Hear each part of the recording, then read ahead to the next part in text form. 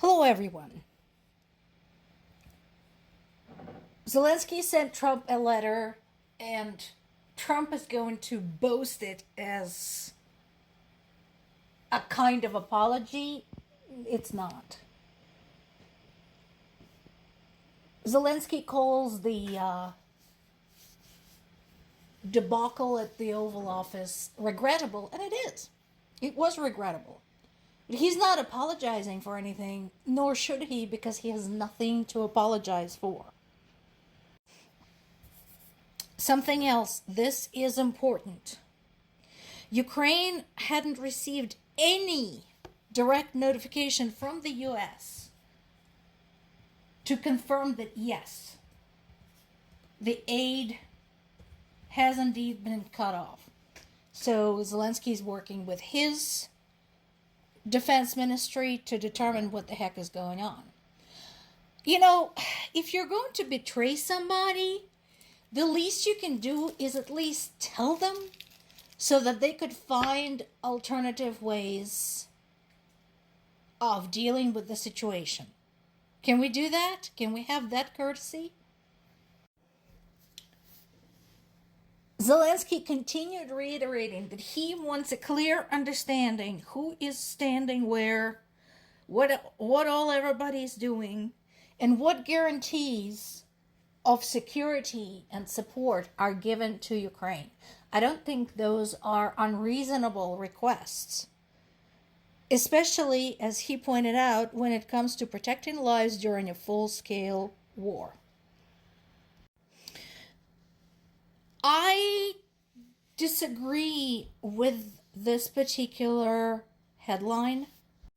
This is from BBC. Generally, I love BBC, but I think they might be missing something that is happening.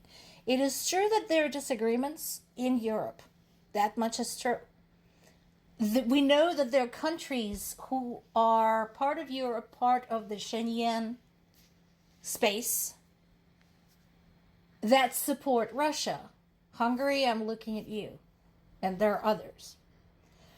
But I don't think Europe is any longer fractured, because outside of those very outspoken fans of Putin, there is a new wave of unification going on.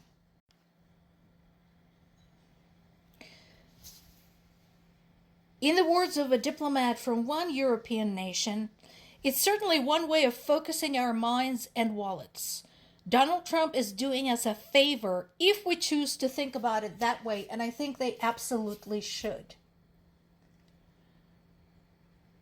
I think they were already getting a clue in Europe, although not enough to act upon it, that the US was becoming an increasingly non-reliable ally, and that they cannot afford to live from one US presidential election to the next.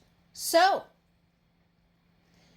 I think this could become one of the greatest expansion of the European mindset and European unity, including the UK. And as you recall, the relationship between the UK and Europe hadn't been so great since Brexit.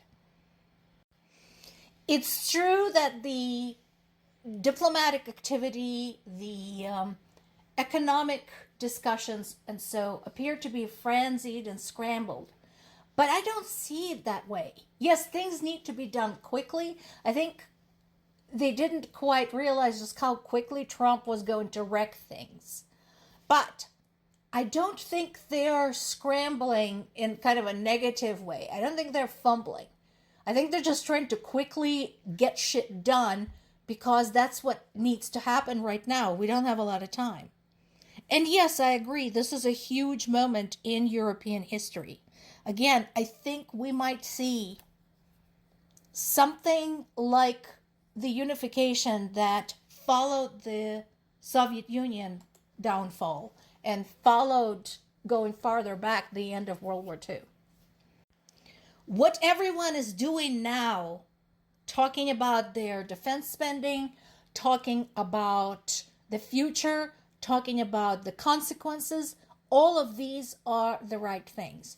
Would it have been very nice if this conversation began 3 years ago? Yes. But you know what? I'll take it. Another lame excuse. Okay. So Kremlin says a 2022 Ukrainian law bans Zelensky from talks with Putin. First of all, let me go over this, since I speak Russian and Ukrainian and can freely read what was actually said. Here is what's going on with that law. The law was signed at the beginning of October 2022, stating that it was at the time impossible to have any type of negotiation with Vladimir Putin. The reason for that was something that everybody seems to be forgetting.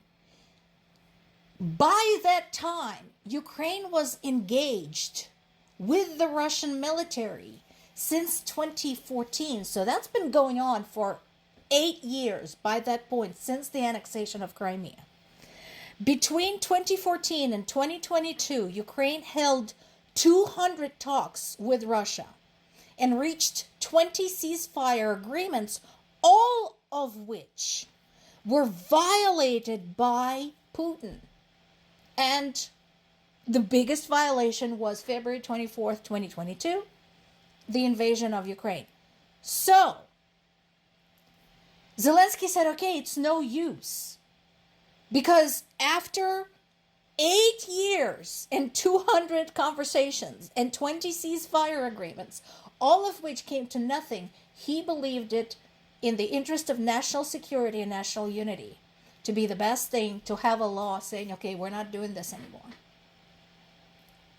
And so that is where the law comes from. So it doesn't surprise me that Kremlin just takes it and completely misinterprets it and completely misses the point that the whole reason the law came about is because Russia has a reputation for violating its own agreements. Personally, I don't think it prevents Zelensky from negotiating. I think it's just another excuse by Russia to not do anything.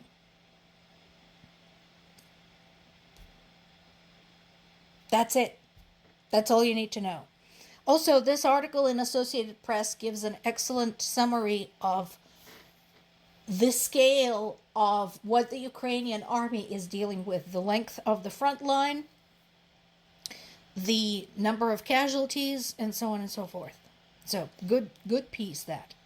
Going back to what I said about reunification of Europe and strengthening of Europe, between them, it's very possible that Putin and Trump had shot themselves or each other in the foot.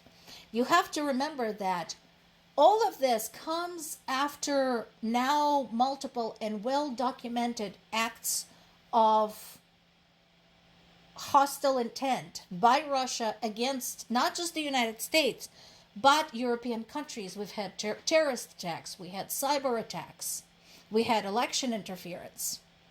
So, this probably has been kind of simmering for quite some time. Here's the result.